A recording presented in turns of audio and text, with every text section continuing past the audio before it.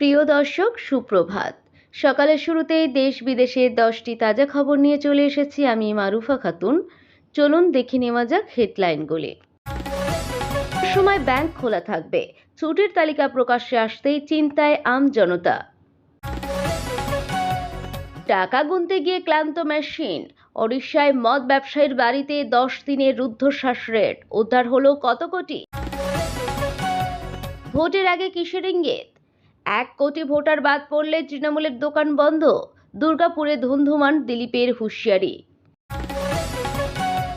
উৎসবের মধ্যে গোঘাটে তৃণমূলের গোষ্ঠীদ্বন্দ্বের রক্তক্ষয়ী সংঘর্ষ, দুপক্ষের একাধিক আহত। আসছে বিস্তারিত খবরে। নিত্য নতুন খবরের আপডেট পেতে সঙ্গে থাকুন।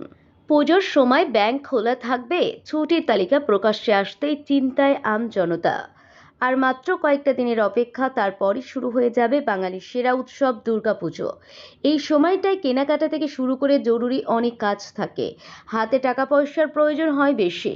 স্বাভাবিকভাবেই প্রশ্ন ওঠে পুজোর সময় ব্যাংক খোলা থাকবে কিনা। এবার সামনে এলো সেই ছুটির তালিকা, যা দেখে কপালে ভাঁজ পড়েছে অনেকেরই। কারণ টানা ছুটির কারণে জরুরি লেনদেন আটকে যাওয়ার আশঙ্কা দেখা দিয়েছে। আসন্ন দুর্গাপুজো উপলক্ষে 27শে সেপ্টেম্বর থেকে 2রা অক্টোবর পর্যন্ত ব্যাংকগুলির ছুটির তালিকা প্রকাশ করা হয়েছে।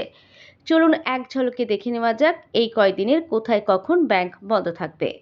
27শে সেপ্টেম্বর শনিবার পঞ্চমী, এই দিন ব্যাংক খোলা থাকবে। 28শে সেপ্টেম্বর রবিবার ষষ্ঠী, সাপ্তাহিক ছুটি হিসাবে ব্যাংক বন্ধ থাকবে। 29শে সেপ্টেম্বর সোমবার মহাসপ্তমী, পশ্চিমবঙ্গ আগরতলা, গুয়াহাটি ও জয়পুরে ব্যাংক বন্ধ থাকবে। 30শে সেপ্টেম্বর মঙ্গলবার মহাষ্টমী, পশ্চিমবঙ্গ আগরতলা, ভুবনেশ্বর, গুয়াহাটি, ইম্ফল, পাটনা ও রাঁচিতে ব্যাংক বন্ধ থাকবে।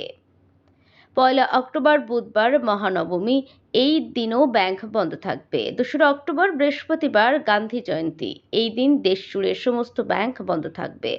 ব্যাংকের শাখা বন্ধ থাকলেও গ্রাহকরা ডিজিটাল পরিষেবা যেমন net banking, mobile banking, UPI এবং এটিএম ব্যবহার করতে পারবেন। তবে চেক ক্লিয়ারিং বা অন্যান্য সরকারি ব্যাংকিং পরিষেবা এই দিনগুলিতে বন্ধ থাকবে। সুতরাং পুজোর আগে যদি ব্যাংকের কোনো জরুরি কাজ থাকে, তবে অবশ্যই তা দ্রুত সেরে ফেলুন।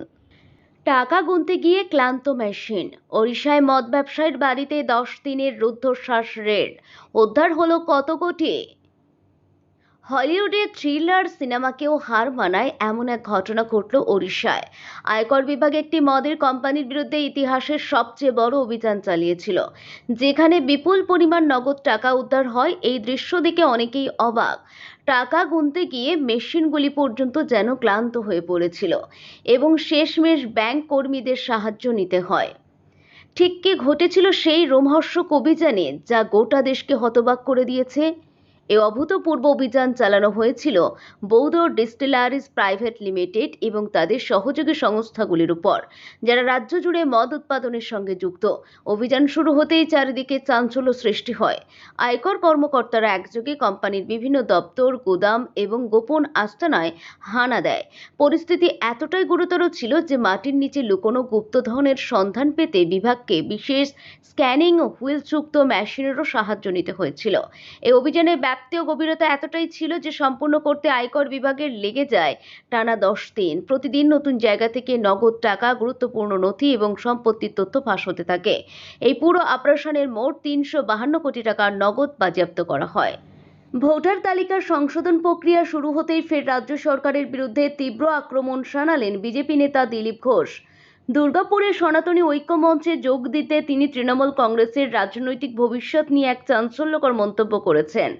তাঁর এই মন্তব্যের পর রাজনৈতিক মহলে নতুন করে শোরগোল শুরু হয়েছে। দিলীপ ঘোষের বিস্ফোরক দাবি, যদি ভোটার তালিকায় সঠিকভাবে সংশোধন করা হয় এবং তালিকা থেকে 1 কোটি ভোটার বাদ পড়ে, তাহলেই নাকি রাজ্যের শাসক দল তৃণমূলের দোকান বন্ধ হয়ে যাবে।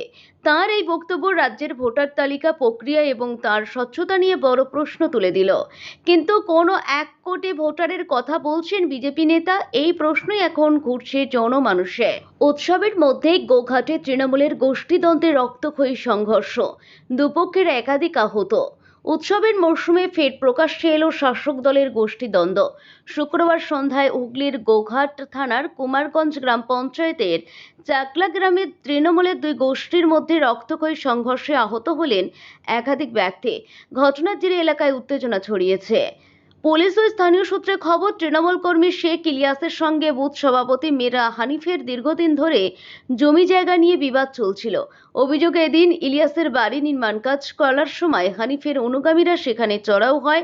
ধারালো অস্ত্র বাঁশ নিয়ে হামলা চালানো হয় বলে অভিযোগ ইলিয়াসের পরিবারের।